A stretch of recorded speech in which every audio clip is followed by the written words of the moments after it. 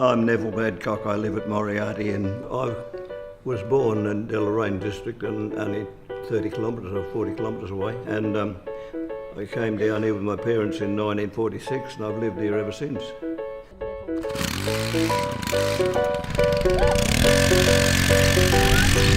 It's a motorised tandem bike with a 3-person trailer.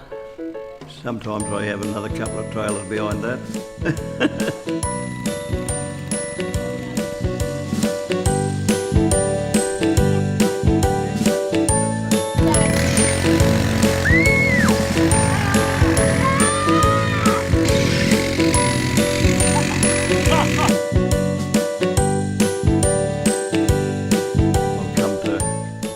About the world, and I'm trying to do a few things to improve the situation.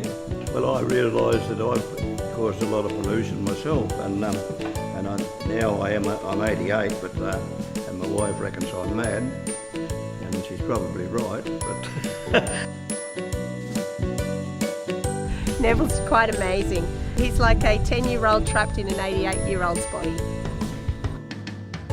You've got to do something yourself, whatever you can do personally, and set an example.